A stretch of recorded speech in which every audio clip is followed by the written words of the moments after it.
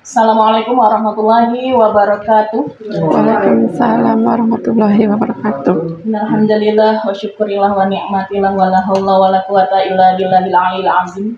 Alhamdulillah, puji syukur yang tak terhingga kita panjatkan kehadirat ilahi Rabbi atas limpahan rahmat dan nikmat kesehatan kepada kita semua, sehingga kita pada siang hari yang cerah ini dapat berkumpul di ruang perpustakaan SD Negeri 010 Tanjung Palas Utara dalam rangka menerima salah satu pengimbasan daripada materi program pendidikan guru penggerak angkatan 8 Kabupaten Bulungan, yang mana dalam kegiatan hari ini saya akan memandu dari awal sampai dengan akhir. Harapannya Bapak Ibu sekalian dapat berperan aktif untuk membuat diskusi kita ini terasa hidup ya, tidak monoton. Kira-kira apa yang nanti disampaikan oleh CGP Angkatan 8 terkait materi yang menjadi tugas dalam pengimbasan aksi nyata modul 1.4 dapat Bapak Ibu tanyakan. Baiklah, tanpa berpanjang lebar, saya persilakan kepada Ibu Istiqomah SPD selaku calon guru penggerak angkatan 8 Kabupaten Bulungan untuk memaparkan materi. Silakan. Oke, terima kasih Ibu Sunaria. Assalamualaikum warahmatullahi wabarakatuh. Selamat siang semuanya, teman-teman semua. Saya kali ini akan melakukan pengimbasan modul 1.4 menciptakan budaya positif di sekolah. Ini adalah bagian dari tugas saya sebagai peserta CGP Angkatan 8. Sebelum kita mulai, marilah kita mulai kegiatan ini dengan membaca Bismillah bersama-sama. Oke. Dalam pengimbasan ini, saya berada di sini, salah satunya adalah menjalankan tugas yang diberikan pada pendidikan guru penggerak.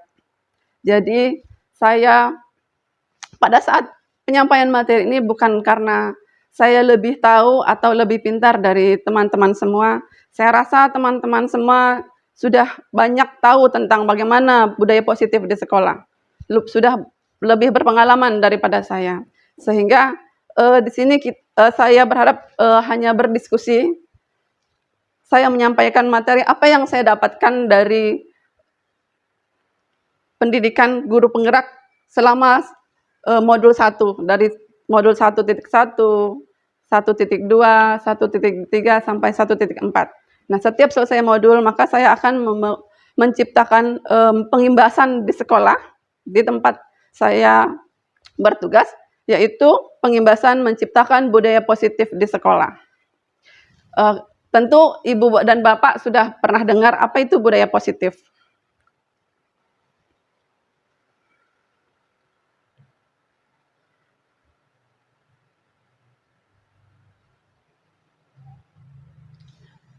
Nah, selamat datang para guru hebat. Mari belajar bersama, berkolaborasi, saling mendukung demi mewujudkan disiplin positif di sekolah kita tercinta.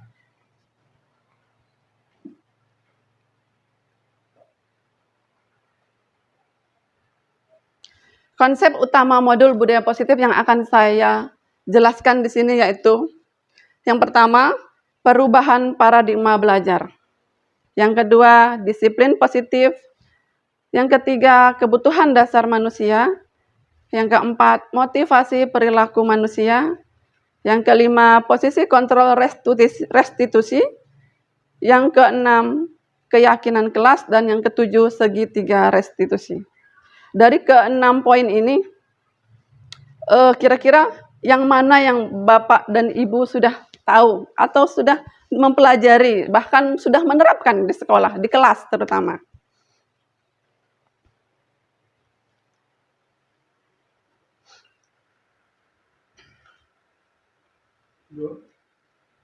Disiplin positif.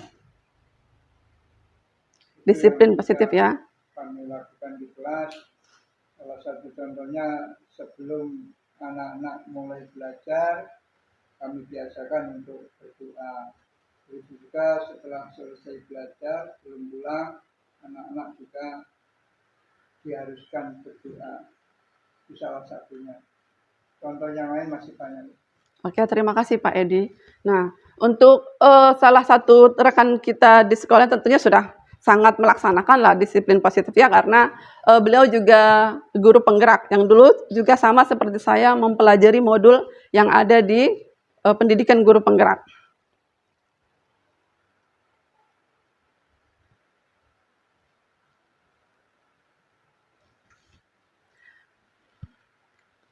Yang pertama yaitu pembelajaran dengan paradigma baru. Apakah itu pembelajaran dengan paradigma baru? Pembelajaran dengan paradigma baru dirancang berdasarkan prinsip pembelajaran yang terdiferensiasi sehingga setiap siswa belajar sesuai dengan kebutuhan dari tahap pembelajarannya untuk mewujudkan profil pelajar Pancasila. Seperti yang digaung-gaungkan pada kurikulum yang saat ini sedang kita jalankan, yaitu kurikulum Merdeka. Maka pembelajaran dituntut untuk apa? Sesuai dengan kebutuhan siswa. Di zaman dahulu, contohnya saya melakukan pembelajaran itu hanya pukul rata. Setiap siswa harus menuntaskan materi, harus nilai sesuai dengan KKM. Itu dikatakan anak itu mampu. Sementara di era sekarang ini, kita harus mewujudkan profil Pancasila berdasarkan apa? Kebutuhan belajar siswa. Jadi, sesuai dengan profil pelajar Pancasila yang 6 poin itu, yang pertama adalah apa Bu, Pak? Beriman dan bertakwa kepada Tuhan Yang Maha Esa. Lalu mandiri, gotong royong, kreatif, bernalar kritis, dan kebinekaan global. Jadi kita tidak lagi menggunakan cara lama kita yang menuntut peserta didik menguasai semua materi dan memiliki nilai sesuai KKM. Selanjutnya, disiplin positif. Dalam budaya kita, disiplin adalah dimaknai menjadi sesuatu yang dilakukan seseorang pada orang lain untuk mendapatkan kepatuhan. Kita cenderung menghubungkan kata disiplin dengan ketidaknyamanan. Disiplin itu identik dengan hukuman. Ya tidak Bapak Ibu? Kalau tidak melaksanakan maka dihukum. Dulu seperti itu. Sehingga terbentuklah rasa tidak nyaman, ketidaknyamanan. Karena begitu mendengar kata hukuman, anak-anak pasti sudah nggak nyaman. Sehingga melaksanakan sesuatu itu, nanti kalau kita nggak disiplin, kita dihukum nih. Sehingga anak-anak tidak lagi nyaman dengan disiplin yang dilakukan. Disiplin sebagai pendidik, tujuan kita agar menciptakan anak-anak yang memiliki disiplin diri sehingga mereka bisa melakukan dengan mengacu pada nilai kebajikan universal dan memiliki motivasi intrinsik bukan ekstrinsik. Nah, kenapa hukuman? Ketika anak-anak melaksanakan sesuatu karena takut dengan hukuman, maka motivasinya adalah motivasi ekstrinsik, bukan intrinsik. Bukan dari dalam dirinya, karena melakukan sesuatu karena takut dihukum. Bukan karena punya inisiatif dari dirinya untuk disiplin atau untuk melaksanakan sesuatu dengan tertib, tetapi karena jika tidak melaksanakan sesuatu, maka dia akan mendapat hukuman. Itu dimaksud dengan motivasi ekstrinsik, bukan intrinsik. Nah, disiplin positif merupakan salah satu cara penerapan disiplin yang bertujuan untuk menumbuhkan kesadaran serta memberdayakan anak untuk melakukan sesuatu tanpa sogokan, ancaman, maupun hukuman. Jadi dalam dunia pendidikan itu, sogokan ada, ancaman ada, maupun hukuman. Hadiah-hadiah itu juga adalah sebuah sogokan. Karena anak-anak merasa kalau dikasih hadiah, mereka semangat melakukan sesuatu. Ya tidak Bapak Ibu? Tetapi ketika tidak diberi hadiah, mereka tidak semangat lagi. Atau ancaman, jika kamu tidak melakukan sesuatu, jika kamu tidak tertib, jika kamu datang terlambat. Nah, itu adalah ancaman. Lalu menjadi hukuman. Dari ancaman tersebut menjadi hukuman. Jika kamu datang terlambat, maka harus lari lapangan 5 kali. Itu hukuman. Maka anak-anak akan tidak nyaman. Bukan disiplin yang tercipta, tapi ketidaknyamanan.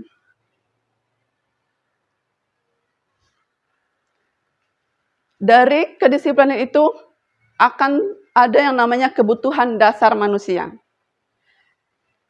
Apa itu kebutuhan dasar manusia? Kebutuhan dasar manusia ada 5.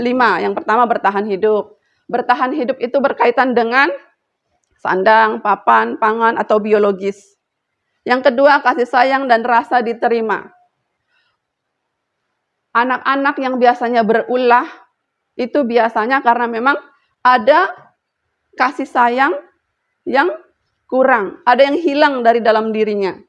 Kurangnya rasa kasih sayang dan kurangnya diterima, sehingga mereka melakukan sesuatu hanya ingin mendapat perhatian lebih, supaya diperhatikan oleh gurunya, supaya diperhatikan oleh teman-temannya. Oh, karena ketika mereka tidak melakukan sesuatu, maka gurunya dan teman-temannya tidak akan memperhatikan dia. Dia butuh sekali rasa kasih sayang itu, yang hilang dalam dirinya, yang tidak terpenuhi dalam dirinya. Yang selanjutnya yaitu penguasaan. Ada anak-anak tuh biasanya suka mengambil makanannya di makanan temannya di sekolah. Tidak selamanya anak-anak mengambil makanan temannya itu karena mereka lapar atau karena kepingin. Tidak selamanya. Mungkin ada penguasaan, dia merasa berkuasa setelah mengambil makanan temannya tersebut, sehingga mendapat pujian dari teman-temannya, diakui oleh teman-temannya, bahwa dia berkuasa, dia kuat, seperti itu. Yang selanjutnya yaitu kebebasan. Anak-anak harusnya bebas dalam belajar, yaitu mereka bisa menentukan ingin belajar yang seperti apa, yang bagaimana, situasinya seperti apa. Kita tidak lagi memaksa anak-anak untuk belajar, pokoknya kamu dengarin ibu bicara. Duduk di situ, tangan dilipat, jangan toleh kanan, toleh kiri. Sehingga, apakah anak-anak mendapat kebebasan? Tidak. Yang selanjutnya itu kesenangan. Dalam belajar juga membutuhkan kesenangan. Kalau gurunya cemberut terus, apakah senang dalam belajar? Tidak. Kalau belajarnya itu aja gayanya, hanya mendengarkan guru ngomong aja, di sekelas sebelah padahal senang belajarnya. Misalnya di sebelah belajar outdoor, sementara di kelas anak tersebut gitu-gitu aja. Senang atau tidak? Jadi anak-anak butuh kesenangan dalam belajar, butuh kebahagiaan.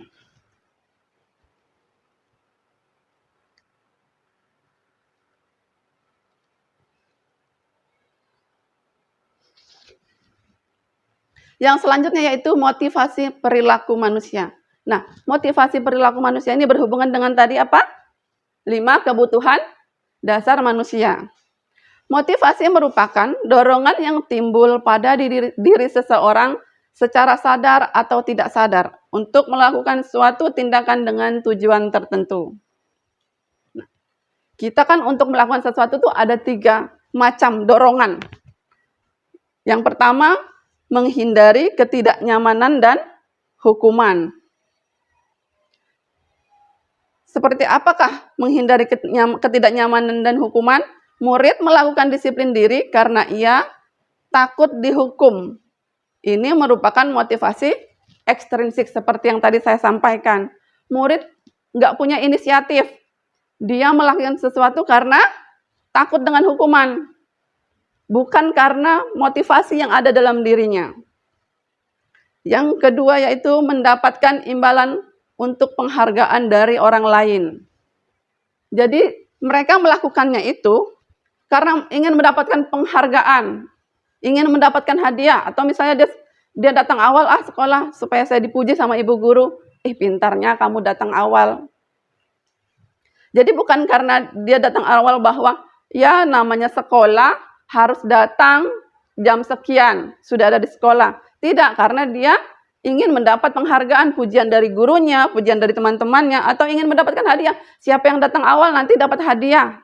Siapa yang datang tepat waktu dapat hadiah. Siapa yang terlambat maka akan dihukum.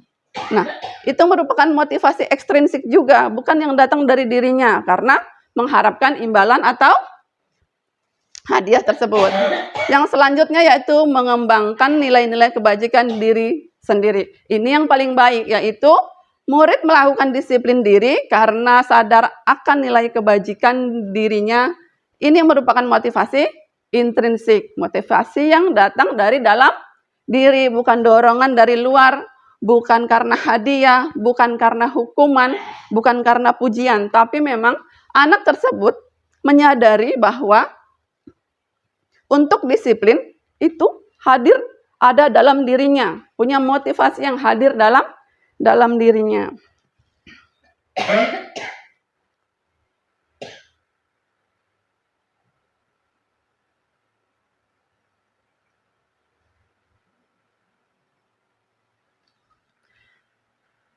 Konsep disiplin dengan identitas gagal.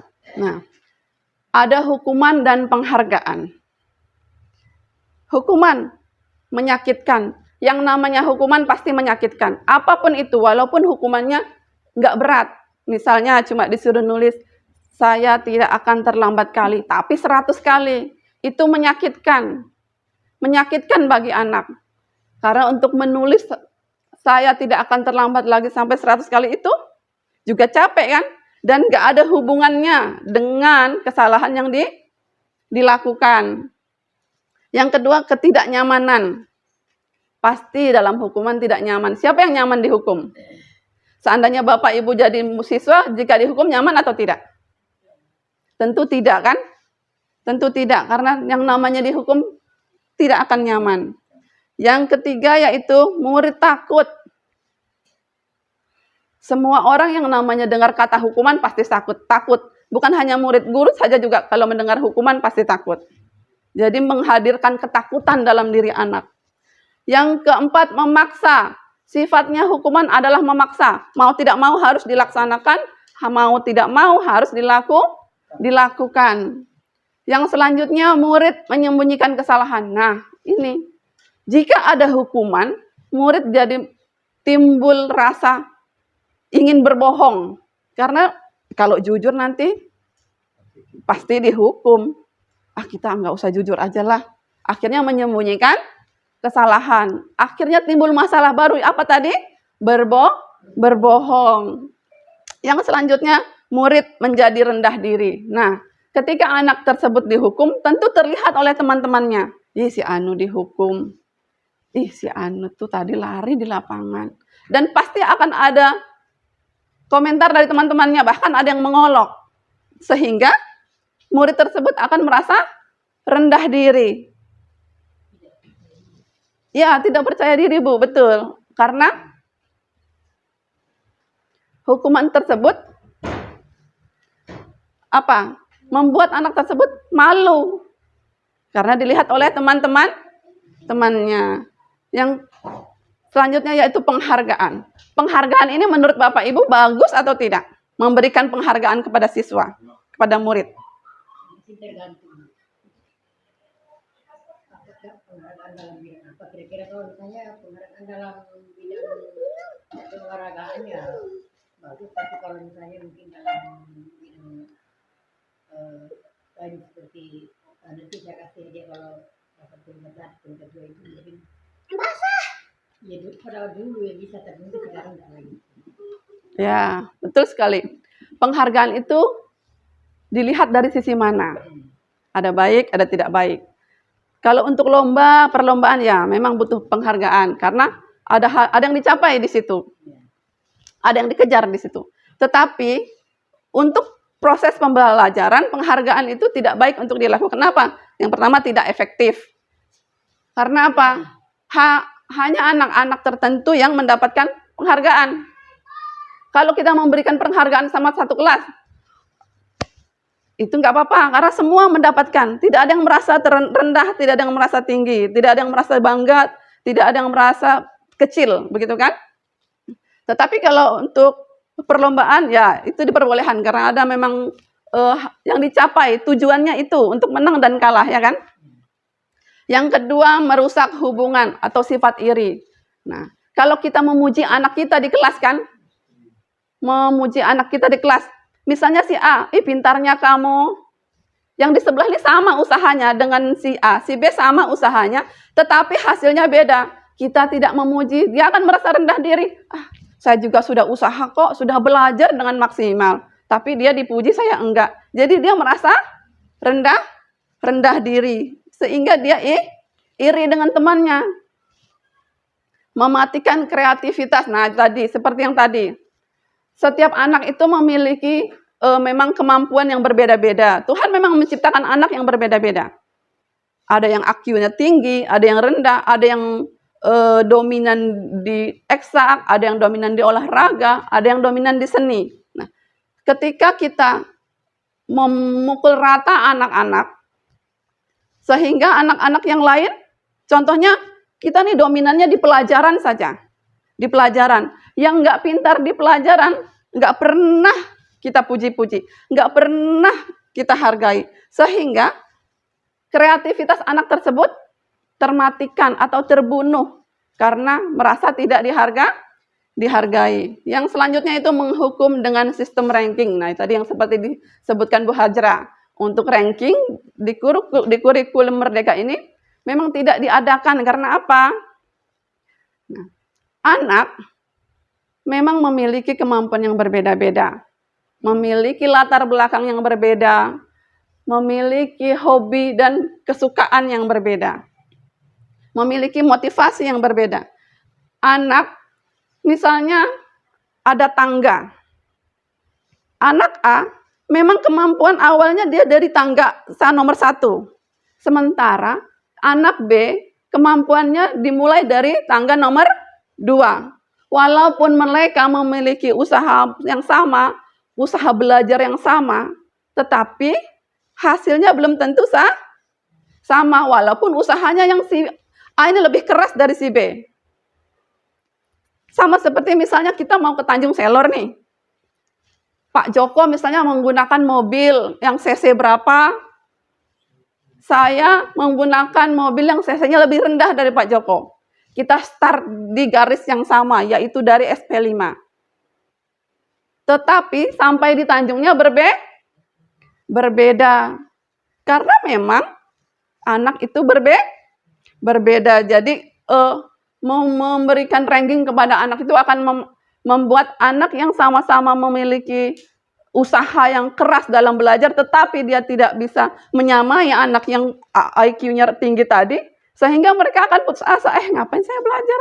Percuma yang juara dia juga, walaupun saya belajar, saya nggak ranking juga. Itulah kenapa perankingan itu tidak disarankan. Yang selanjutnya, merampas hak untuk menghargai dirinya. Nah, karena putus asa tadi, akhirnya dia tidak lagi menghargai dirinya. Dia merasa, saya nggak bisa kok. Percuma saya belajar, saya nggak bisa. Pasti pernah mendengar anak yang seperti itu kan? Nggak bisa, Bu. Walaupun ayo belajar, nggak bisa, Bu. Karena dia sudah merasa hak dirinya tidak dihargai dengan yang seperti di atas tadi, perankingan dan hukuman.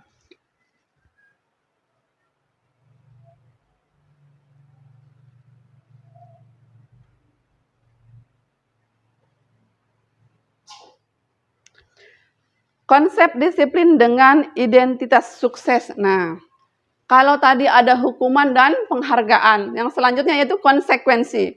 Setiap apa yang kita lakukan pasti ada konsekuensinya, yaitu 1. Penguatan jangka pendek. Yang selanjutnya perlunya monitoring berkelanjutan. Yang selanjutnya stimulus respon. Yang selanjutnya murid menghormati peraturan. Dan yang selanjutnya kehilangan waktu untuk merenungi kesalahan. Efektif nggak konsekuensi ini? Misalnya, Contoh konsekuensi adalah saya misalnya dalam belajar menumpahkan gelas di meja. Konsekuensinya apa? Saya harus membersihkan. Itu lebih baik dari hukuman karena kita melakukannya karena konsekuen apa yang telah saya lakukan. Nah, tapi ada minusnya juga, kurang efektif. Yang selanjutnya yaitu restitusi. Murid bertanggung jawab atas perilakunya. Yang kedua, fokus pada pemecahan masalah jangka panjang. Yang ketiga, murid menghargai dirinya dan orang lain. Yang selanjutnya, teori kontrol dirinya memang kendali. Yang selanjutnya, murid bersemangat memperbaiki kesalahan. Jadi yang terbaik adalah restitusi, karena murid akan bertanggung jawab atas perilakunya. Nanti akan saya kasih contoh bagaimana pemecahan masalah dengan restitusi. Ya kan, yang saja fokus pada pemecahan masalah jangka panjang, bukan hukuman. Kalau hukuman kan fokus pada jangka pendek, begitu melakukan kesalahan langsung dihukum.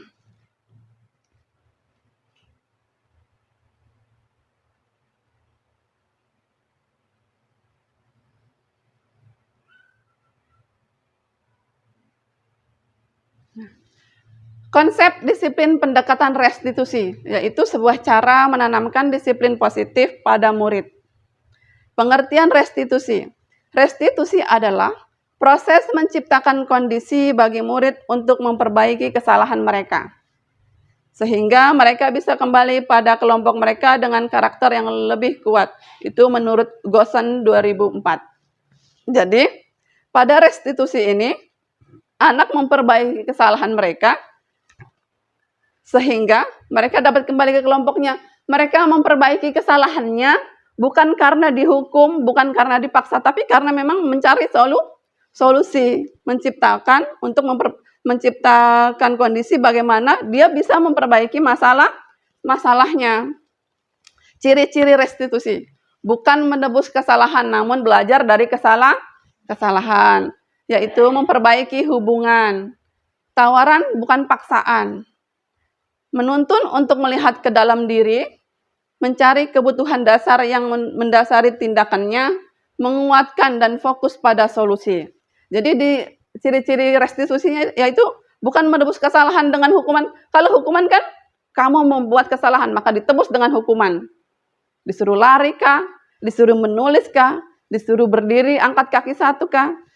Itu namanya menyebus kesalahan. Sementara kalau di restitusi ini mereka belajar dari kesalahan. Yang selanjutnya memperbaiki hubungan dengan restitusi, memperbaiki hubungan dengan pihak-pihak yang terlibat dalam kesalahan tersebut. Yang selanjutnya tawaran bukan paksaan. Misalnya, apa kamu ada solusi? Setelah mereka mencari solusi bagaimana menyelesaikan masalah ini. Yang selanjutnya menuntun untuk melihat ke dalam diri. Jadi melihat kesalahan apa yang telah dilakukan murid. Kita menuntun bagaimana anak tersebut bisa menyadari kesalahannya. Apa sih kesalahan yang kamu lakukan, ya kan? Nah, di kelas kita kan contohnya saya dan ibu-ibu saya rasa sudah pernah membuat yang namanya keyakinan kelas. Nah, kan dari situ kita tanyakan keyakinan kelas apa sih yang sudah dilanggar? Kesalahan apa sih yang sudah dilanggar gitu. Itu menuntun untuk melihat ke dalam diri. Lalu mencari kebutuhan dasar yang mendasari tindakannya. Kebutuhan dasar kan tadi ada 5 ya. Apa aja tadi ya? Bertahan hidup, ya kan? Penguasaan, ya, kebebasan, dan lain-lain ya. Jadi biasanya anak-anak melakukan kesalahan itu atau melakukan hal yang tidak seharusnya dilakukan, itu karena ada kebutuhan dasar yang tidak terpenuhi. Ya contohnya tadi, ketika anak mengambil makanan temannya, kita nggak bisa langsung pasti, oh dia lapar. Belum tentu. Mungkin dia sudah kenyang, tapi dengan mengambil barang temannya menjadi sesuatu yang kebahagiaan buat dia, berarti apa yang kurang dari dirinya? Kebahagiaan. Atau mungkin ketika ngambil makanan temannya, dia merasa bangga, merasa berkuasa. Karena temannya takut ketika makanannya diambil. Maka kebutuhan apa tadi? Penguasaan. Atau dia hanya mencari perhatian supaya dipanggil oleh gurunya. Bu, si anu tuh nah bu. Akhirnya dipanggil, ditanyai, diajak bicara. Berarti kebutuhan apa yang kurang? Yang hilang? Kebutuhan kasih sayang. Nah, itu kenapa ciri-ciri dalam menyelesaikan masalah, pemecahan masalah itu kita butuh menggunakan restitusi. Karena kita harus mencari akar permasalahannya dari mana. Kebutuhan apa yang sebenarnya kurang dari dalam anak-anak kita. Kita tidak bisa langsung menjudge bahwa, oh anak ini ngambil makanan temannya, dia lapar, orang tuanya nggak ngasih makan. Belum tentu. Jadi kita cari permasalahannya dari mana. Kebutuhan apa sebenarnya yang kurang dari dalam dirinya. Yang selanjutnya menguatkan dan fokus pada solusi. Kita nggak boleh, kamu ini ngambil makan teman-temanmu. Tidak boleh seperti itu. Kita setelah menanyakan alasan, kita kuatkan dulu anak tersebut. Setiap orang pasti memiliki kesalahan, pernah melakukan kesalahan. Tapi bagaimana memperbaiki kesalahan, mencari solusi untuk memperbaiki kesalahan, bukan memarahinya karena telah melakukan kesalahan.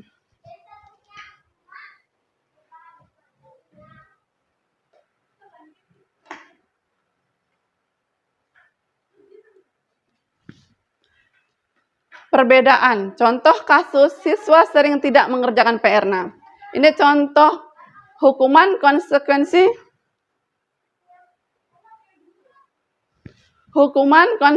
atau restitusi. Nah, di hukuman, guru menghukum dengan berdiri di lapangan 10 menit. Guru marah dan murid menjadi takut. Nah, jika siswa tidak mengerjakan PR, lalu guru menghukumnya disuruh berdiri di lapangan 10 menit. Apa hubungannya dengan tidak mengerjakan PR? Apa hubungannya? Ada tidak? Gak ada. Justru anak itu kehilangan waktu untuk belajar. Itu kenapa hukuman tidak diperbolehkan. Yang kedua, guru marah dan murid menjadi takut. Akhirnya anak tersebut bukan semakin semangat untuk memperbaiki atau mengerjakan PR tersebut, malah ketakutan. Selanjutnya, konsekuensi. Guru memberikan konsekuensi untuk mengerjakan PR saat istirahat. Konsekuensi lebih baik dari hukuman, tetapi tidak lebih baik dari restitusi. Tetap ada hal yang hilang, yang kurang dari anak tersebut. Kalau guru memberikan konsekuensi untuk mengerjakan PR saat istirahat, anak tersebut akan kehilangan waktunya saat istirahat. Guru tegas dan siswa menghormati peraturan. Ya, guru tegas, tetapi anak tersebut hanya menghormati peraturan, bukan punya inisiatif untuk melakukan atau memperbaiki kesalahan yang dilakukan. Yang selanjutnya restitusi. Nah, restitusi adalah cara yang terbaik. Guru menanyakan keyakinan kelas dan membantu siswa menyelesaikan masalahnya. Keyakinan kelas, apa yang telah kamu langgar, nak? Di dalam kelas kan kita sudah punya keyakinan kelas. Ya, misalnya anak tersebut mencuri makanan tadi. Keyakinan kelas, apa yang sudah kamu langgar, nak? Ketika anak tersebut sudah menyadari bahwa, oh iya, keyakinan kelas ini, Bu, yang sudah saya lakukan. Maka bersama-sama guru menuntun siswa untuk mencari solusi. Jadi bagaimana caranya? Adakah ide menurutmu supaya kamu tidak melakukan itu lagi untuk memperbaiki kesalahan ini? Anak tersebut akan berpikir mencari solusinya sendiri. Yang selanjutnya yaitu guru terbuka dan siswa menghormati dirinya dan orang lain. Bukan merasa takut karena hukuman, dia akan terbuka dan menghormati dirinya dan orang lain.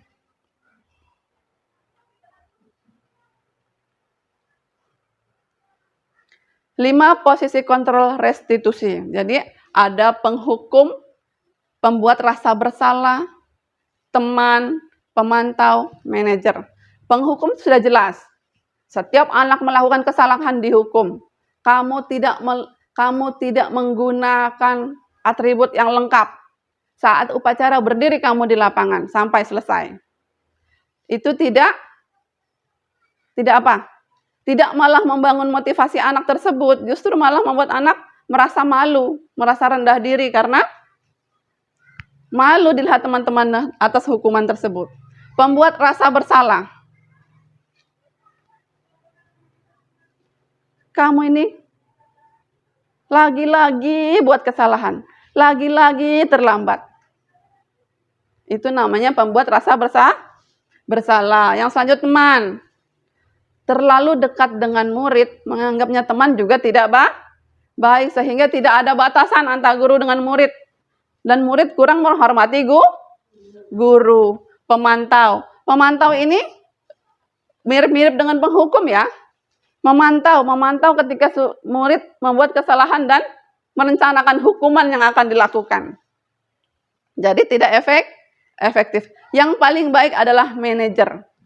Dalam restitusi, guru bersikap sebagai manajer, menuntun siswa, membimbing siswa untuk menyelesaikan masalahnya.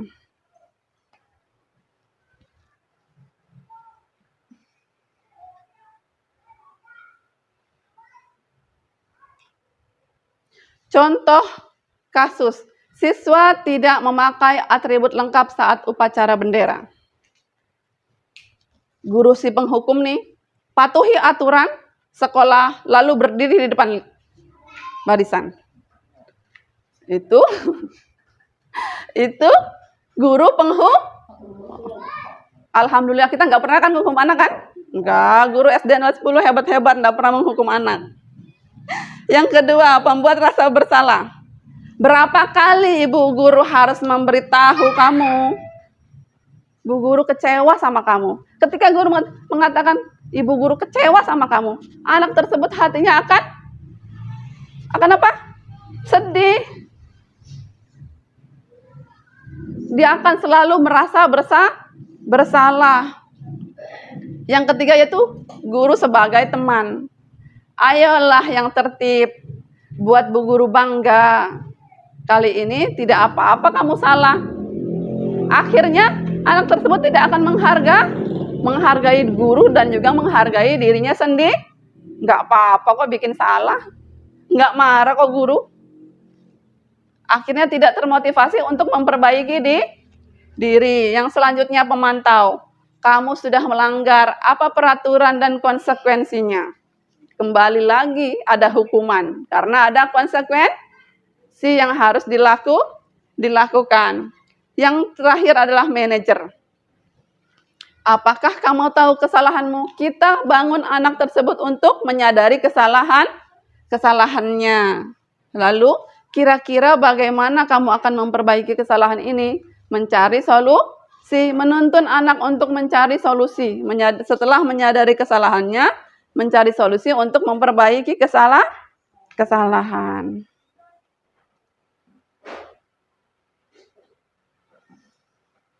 Nah, dalam restitusi kita sebut-sebut yaitu keyakinan kelas. Mengapa keyakinan kelas? Mengapa tidak peraturan kelas? Ibu Bapak Guru, ada pendapat? Kenapa sih keyakinan kelas bukan Kalau peraturan? kelas itu nanti arahnya ke hukuman. Ya. Tapi kalau keyakinan kelas arahnya ke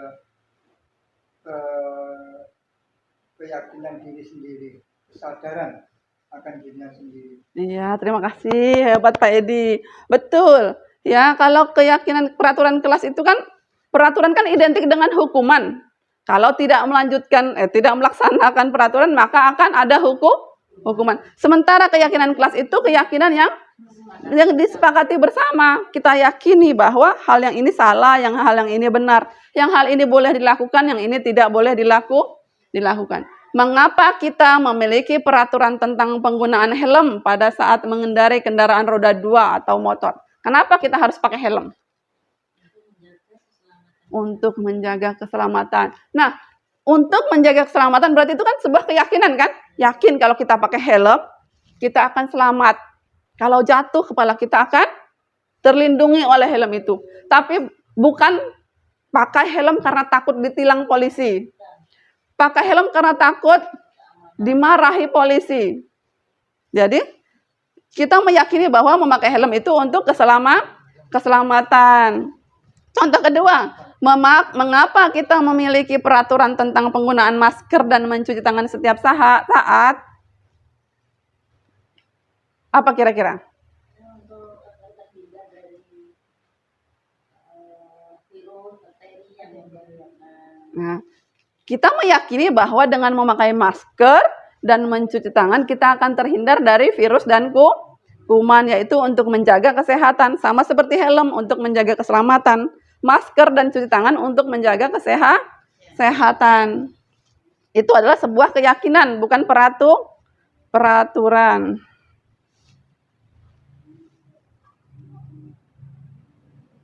Nah, ini contoh kegiatan membuat keyakinan di kelas 4. Setiap di awal pembelajaran kita membuat keyakinan kelas. Ini contoh yang sudah saya lakukan di kelas 4, yaitu yang pertama siswa menulis keyakinan kelas. Saya minta anak-anak untuk membuat keyakinan apa yang ingin diterapkan di kelas kita. Saya bagikan kertas, lalu saya minta mereka, saya kasih waktu mereka untuk menuliskan apa saja pendapat mereka tentang keyakinan kelas yang akan kita sepakati.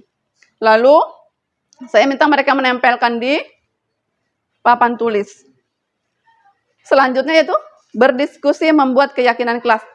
Dalam mereka saat membuat keyakinan kelas, mereka kan tentu ada kata-kata yang negatif, yang berbau-bau peraturan. Misalnya, tidak boleh ngobrol, Bu. Tidak boleh lari-lari, Bu. Jangan berisik. Nah, tidak boleh, jangan, dilarang buang sampah, dilarang. Itu kan kata-kata negatif.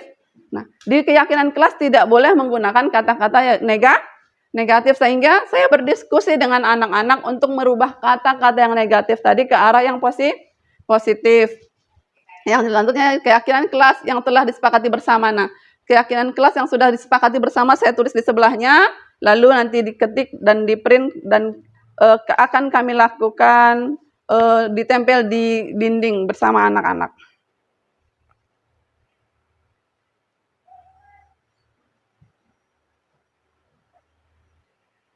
Bagaimana pembentukan keyakinan kelas? Nah, ini poin-poin yang harus dilakukan saat pembentukan keyakinan kelas. Lebih abstrak dari peraturan. Jadi dia lebih abstrak. Tidak menggunakan kata-kata negatif tadi ya. Berupa pernyataan universal. Yang selanjutnya dibuat dalam bentuk positif. Tidak menggunakan kata-kata jangan, tidak boleh, dilarang. Sedikit saja agar mudah diingat oleh anak. Jadi jangan bikin keyakinan kelas tuh sampai 20 misalnya. Anak pun akan lupa, tidak akan ingat dengan keyakinan yang sudah disepakati bersama. Sesuai dengan kondisi kelas dan sekolah agar mudah diterapkan. Disesuaikan dengan kondisi kelas dan sekolah. Semua warga kelas atau sekolah dilibatkan saat membuat. Jadi berdiskusi, bukan gurunya saja yang membuat. Kalau gurunya saja yang membuat itu namanya peraturan, karena dipaksa anak-anak harus mengikuti atau menjalankan, mematuhi. Ketika kita berdiskusi dengan anak-anak, maka anak-anak juga akan terlibat dan meyakini keyakinan yang kita sepakati. Segitiga restitusi. Dalam segitiga restitusi ini ada 3 poin. Yang pertama, menstabilkan identitas. Kita semua akan melakukan hal terbaik yang bisa kita lakukan. Jadi ketika anak-anak punya kesalahan, jangan kamu sih bikin salah, kamu sih begini, kamu sih begitu. Jadi kita menstabilkan dulu. Kita menstabilkan dulu hal-hal yang baik dalam diri anak tersebut. Supaya anak tersebut semangat, tidak merasa down. Ketika anak-anak membuat kesalahan, terus kita panggil, anak-anak sudah down, sudah takut. Aduh, saya dipanggil, tadi saya tadi saya ini, dia sudah ketakutan kan? Maka kita stabilkan dulu identitasnya agar dia tidak merasa ketakutan. Yang kedua, validasi tindakan yang salah. Kita tanya kesalahan apa yang dibuat. Setiap kesalahan yang dilakukan pasti punya alasan. Ya kan? Pasti punya alasan. 5 kebutuhan tadi yang biasanya mendasari alasan kenapa anak-anak melakukan kesalahan. Semua perilaku memiliki alasan. Yang ketiga yaitu menanyakan keyakinan. Nah, Disitulah kita menanyakan keyakinan kepada anak-anak, keyakinan apa yang sudah dilanggar. Setelah anak-anak menyadari keyakinan yang telah dilanggar, maka kita bantu, kita tuntun, kita dorong untuk mencari solusi untuk memperbaiki masalah. Apa yang bisa kita lakukan? Apa yang bisa kamu lakukan untuk memperbaiki kesalahan tersebut? Apa yang akan dilakukan? Ini contoh penerapan segitiga restitusi yang sudah saya lakukan pada siswa-siswi saya di kelas 4.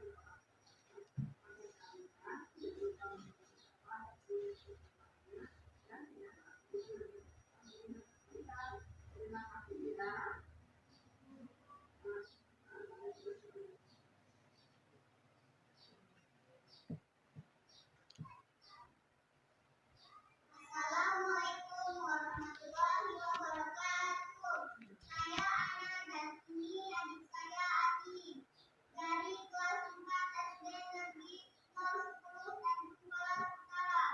Terima kasih Ibu Guru. Saya senang sekali diajak diskusi dengan Ibu Guru untuk menemukan solusi atas kesalahan yang kami lakukan. Saya akan menyimpan sepatu pada tempatnya dan tidak sekolah memakai sendal lagi. Assalamualaikum warahmatullahi wabarakatuh. Nah, itu yang bagus tadi. Coba saya Ani, saya Ana dan saya Ani gitu ya. Aninya mau juga sih. Saya Upin, saya Upin. Yang mana tadi? Jadi sampai pada saat ini kita sudah menyelesaikan 3 buah format ya. Nah, tadi kita sudah menonton kegiatan restitusi yang saya lakukan di kelas saya, yaitu kelas 4. Mungkin bisa kita terapkan bersama-sama di sekolah untuk anak-anak kita, agar anak-anak kita bisa menciptakan atau menyelesaikan masalahnya, memotivasi dirinya dari dalam diri. Tidak ada lagi hukuman di sekolah, tidak ada lagi guru yang memberikan hukuman kepada anak-anak. Dalam penerapan program disiplin positif, hendaknya guru memiliki standar kepribadian profesional dan sosial yang baik, di mana guru mampu bereaksi pada posisi kontrolnya saat ini bagaimana perjalanan dirinya sebagai seorang among. Jadi guru itu adalah seorang among, posisi manajer, yang menuntun murid-murid menjadi insan yang mandiri, merdeka, dan bertanggung jawab. Jadi memang poin utama kita dalam mendidik adalah anak-anak menjadi insan yang mandiri, merdeka, dan bertanggung jawab sesuai dengan nilai-nilai profil pelajar Pancasila. Semoga sesi belajar kita kali ini membawa manfaat sehingga dapat mewujudkan pelajar profil Pancasila. Salam merdeka belajar. Nah, itu tadi paparan yang sudah saya sampaikan. Mungkin teman-teman mau berdiskusi atau ada yang ingin ditanyakan tentang materi yang sudah saya paparkan tadi. Oke, baik. Terima kasih dan beri tepuk tangan untuk diskusi paparan luar biasa ya. Baik Bapak Ibu, silakan Ibu sambil duduk. Saya akan memimpin jalannya diskusi kali aja. Ada yang memang perlu kita diskusikan terkait dengan anak-anak kita ini kan memang memiliki latar belakang yang berbeda-beda. Kalau tadi saya tangkap yang dijelaskan terkait dengan motivasi intrinsik, ekstrinsiknya ya. Sebenarnya kalau kita lihat nih, tanpa dipungkiri, rata-rata motivasi dalam diri itu timbul memang karena adanya dorongan. Memang karena adanya dorongan dari lingkungan, dari mana-mana. Ya. Jangan jauh-jauh tentang anak didik kita, tentang diri kita sendiri aja. Ketika kita melihat teman kita, ya menerapkan budaya positif, juga pasti kita termotivasi untuk turut bersama mewujudkan disiplin positif yang mungkin sebelumnya belum pernah terlintas. Tapi mungkin di sini kita perlu berdiskusi bagaimana sih sebenarnya menimbulkan motivasi yang dari dalam diri sendiri, karena sesungguhnya motivasi dalam diri sendiri itu adalah yang kadang beberapa yang mengatakan sulit. Saya termotivasi awalnya memang harus didorong dulu. Contohnya pada anak belajar misalnya, dia pengen belajar, tapi karena kemampuan yang dimilikinya dia tidak mengerti akan hal itu, ya kan? Tidak mengerti mau bagaimana, sehingga dia malas. Kemudian kalau dia digabungkan dengan anak-anak yang mungkin hari-harinya main dengan anak-anak yang lumayan memiliki kemampuan yang setingkat di atasnya, sambil belajar, sambil bermain, sehingga muncul termotivasi, oh aku pengen seperti dia. Karena memang kadang ada juga yang melihat dari luaran dulu untuk mendorong motivasi itu. Pernah ketemu hal yang seperti itu nggak sih Bapak Ibu? Sering kan? Malah motivasi itu muncul dari orang lain dulu, baru kita bawa ke dalam diri kita. Nah, berarti kan poinnya belum dapat nih, bagaimana intinya motivasi dalam diri dulu yang muncul, baru kita bawa keluar. Itu adalah yang sulit untuk diterapkan sebenarnya, tapi mudah-mudahan dalam kegiatan ini pengimbasan tentang materi budaya positif, harapannya ke depan kita mulai ubah itu perlahan. Mungkin tanggapan dari yang saya amati di sekitar kita seperti itu. Silakan Bapak Ibu jika ada yang ingin menanggapi ataupun berbagi cerita ataupun ingin bertanya. Ini adalah forum diskusi. Silakan. Saya Bu ingin menambahi atau menanggapi masalah motivasi tadi, motivasi dari dalam diri sendiri maupun dan motivasi dari luar atau ekstrinsi. Kalau menurut saya memang motivasi itu seperti apa yang disampaikan oleh Bu Istiqomah tadi, motivasi intrinsik itu akan lebih baik bila dibandingkan dengan motivasi ekstrinsik. Karena kalau motivasi itu datang dari dalam diri sendiri, itu akan lebih kuat dan lebih tahan lama dibandingkan daripada motivasi dari luar. Suatu contoh misalnya saya mempunyai motivasi, keinginan dan keyakinan untuk sholat 5 waktu dengan kesadaran saya sendiri. Dengan yang satu saya mau melaksanakan sholat 5 waktu karena saya dapat perintah selalu diingatkan dari orang tua atau dari teman. Nah, kalau seandainya orang tua tadi tidak mengingatkan, mungkin saya tidak sholat. Kalau itu motivasi dari luar atau ekstrinsik. Tetapi kalau itu karena kemauan saya sendiri, ada yang mengingatkan maupun tidak ada yang mengingatkan, saya akan sholat sendiri. Tetapi memang betul juga apa yang dibilang Bu Sunaria, awalnya motivasi itu biasanya memang dilihat dulu dari luar-luar. Oh tuh, siang itu begini, siang itu bisa juga terjadi seperti itu. Tetapi kalau dibandingkan mana yang lebih baik atau lebih kuat, saya kira lebih baik motivasi dari dalam diri sendiri atau motivasi intrinsik. Itu aja Bu. Terima kasih. Baik, terima kasih tanggapannya Pak Edi. Ya, memang kalau masalah yang lebih baik, memang kita akan mencari yang lebih baik. Ya, lebih baik mana tadi antara ini dengan ini, semuanya baik. Yang nggak baik adalah ketika dia memang tidak memiliki motivasi, baik dalam maupun dari luar. Nah, pertanyaan yang mendasar ini sebenarnya bagaimana sih menciptakan motivasi dari dalam diri sendiri tanpa disuruh, tanpa didorong.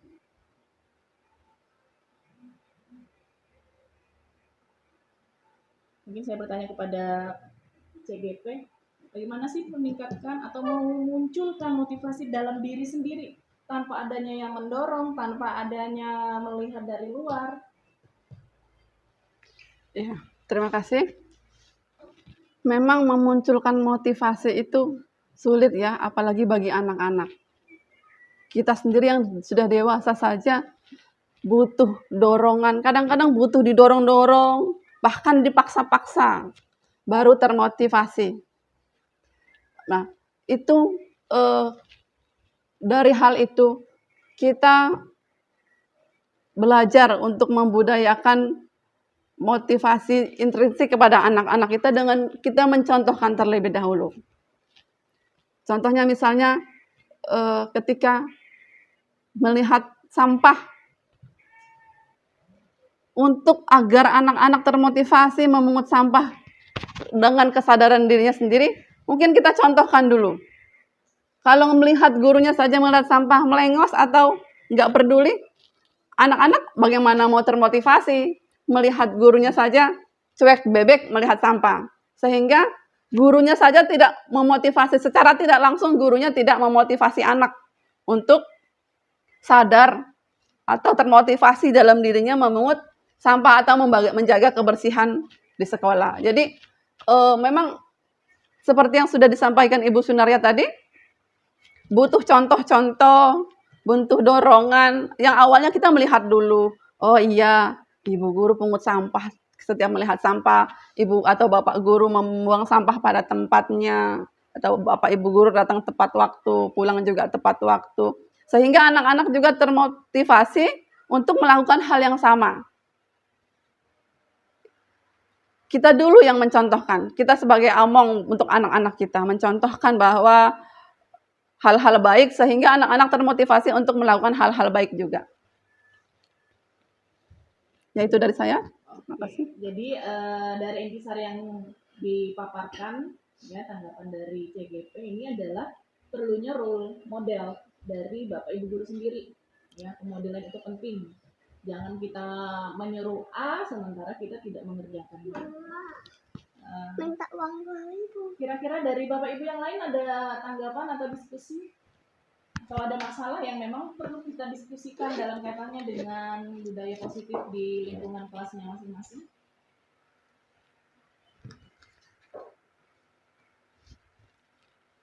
Silakan.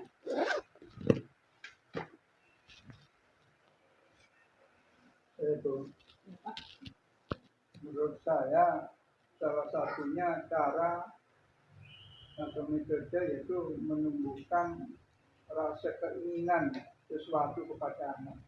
Karena kalau kita menimbulkan rasa keinginan, sesuatu keinginan, pasti akan ada suatu cara kan gitu. Nah, misalnya keinginan tentang apa ya mungkin banyak sekali. Yang jelas yang mengarah ke hal yang positif, salah satu contohnya seperti saya ingin kalau saya bersih, apa yang disampaikan oleh calon PG itu. Jadi kalau menurut saya yang terutama anak ditimbulkan rasa mempunyai suatu keinginan atau suatu tujuan. Karena tanpa mempunyai keinginan kan ibaratnya sebuah cita-cita. Saya punya cita-cita seperti ini, saya harus begini, harus begitu. Nah tentunya ya mungkin karena tahapnya tahap anak kecil yang jelas ya harus apa ya, harus ada contoh atau bisa melihat terlebih dahulu seperti yang lain-lainnya dulu. Berbeda dengan mereka yang sudah dewasa, karena ini tahap anak-anak yang mungkin perlu contoh, cerita-cerita dan sebagainya sebagai pendorong agar timbul rasa keinginan oleh anak itu. Itu aja, terima kasih. Ya, terima kasih tanggapannya kembali Pak Edi. Jadi pada intinya adalah sebenarnya bagaimana si anak ini memiliki tujuannya dulu nih, mau dibawa kemana nih perilakunya ya, untuk menciptakan budaya positif. Kalau sudah dia memiliki tujuan dan tidak lupa kita nih sebagai role modelnya melakukan pembimbingan. Ya, karena tadi anak-anak ya, sangat dimaklumi dan sangat wajar bahwa seusia anak-anak apalagi yang namanya kelas 1 nih, masa transisi dari PAUD, dari TK ya, dari TK ke SD. Kalau kita mengatakan jangan dikotori ya, mungkin apa itu maksudnya kan? Nah, jadi memang dari Bapak Ibu guru perlu untuk saling mendampingi anak-anaknya dalam menciptakan budaya positif. Ada lagi Bapak Ibu? Mungkin dari Bu Hajra bisa menceritakan apakah Ibu Hajra sudah pernah membuat keyakinan kelas? Kayaknya dulu pernah ya. Heeh. baru ini yang apa gitu. Gitu ya. Jadi yang kelas 3 kayaknya pernah saya lihat di pampang di kelasnya itu membuat keyakinan kelas. Gitu ya, Bu ya. Ya, sudah Pak Joko juga sudah, Bu Rupiah juga sudah ya. Jadi mudah-mudahan nanti ke depannya semuanya kalau perlu keyakinan kelas nih Bapak Ibu diperbarui. Boleh kita bawa ya. Diperbarui Bapak Ibu ya. Karena apa? Sekarang kan sudah pergantian tahun ajaran baru. Otomatis peserta didiknya atau muridnya pun juga adalah murid-murid yang baru. Kalau syukur-syukur sama yang disebutkan atau yang diinginkan saat kesepakatan membuat keyakinan kelas. Kalau memang ada ide yang muncul dan berbeda, silakan Bapak Ibu untuk menyesuaikan. Jadi keyakinan kelas ini tidak bersifat baku dan kaku, dapat secara fleksibel digunakan ataupun dibuat berdasarkan keinginan warga kelas saya. Dan begitu Bu. Iya. Ya, ada tambahan silakan ataupun closing statement. Ya, tambahan sedikit ya. Kita semua sudah tahu, bahkan sudah pernah membuat keyakinan kelas. Sebagian besar dari kita sudah membuat keyakinan kelas. Bahwa keyakinan kelas itu dibuat hasil diskusi kita dengan anak-anak. Kesepakatan apa yang ingin dibuat di kelas ini, keyakinan apa yang harus kita yakini dan kita terapkan di kelas ini. Tidak gurunya sendiri yang membuatnya, karena ketika guru yang membuat itu bukan lagi keyakinan kelas, tetapi peraturan keras yang harus dilakukan. Jadi kita bersama-sama berdiskusi dengan anak-anak, meminta pendapat mereka, karena belum tentu apa yang ada di kepala anak A sama dengan apa yang ada di kepala anak B. Keyakinan yang ingin diterapkan oleh anak A pasti tidak sama dengan apa yang diterapkan oleh anak B. Jadi perlunya diskusi bersama-sama membuat kesepakatan kelas yang harus diterapkan, diyakini akan diterapkan di kelas oleh anak dan guru. Bukan hanya anak saja tetapi juga guru. Jangan anak kita minta melaksanakan keyakinan kelas sementara gurunya tidak melaksanakan keyakinan kelas. Itu tambahan dari saya. Terima kasih. Oke, baik Bapak Ibu, apakah ada lagi? Jika tidak ada saya cukupkan diskusinya hari ini. Baik, alhamdulillah kita telah menerima materi pengimbasan tentang bagaimana menciptakan budaya positif di lingkungan sekolah kita tercinta di SD Negeri 010 Tanjung Palas Utara.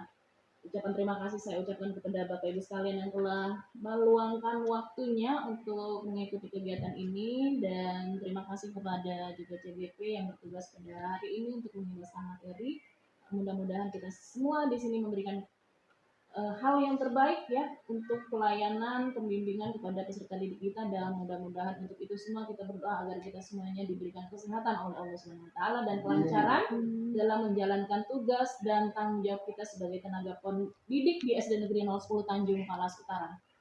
Demikian dari saya sebagai moderator pada siang hari ini. Kurang lebihnya saya mohon maaf karena saya manusia biasa yang tidak pernah luput dari kesalahan dan kesempurnaan milik Allah SWT. Akhirul kalam, wabillahi taufiq wal hidayah. Assalamualaikum warahmatullahi wabarakatuh. Waalaikumsalam warahmatullahi wabarakatuh. Mari kita beri tepuk tangan untuk kerja keras, kerja cerdas dan kerja ikhlas kita pada hari ini. Selamat untuk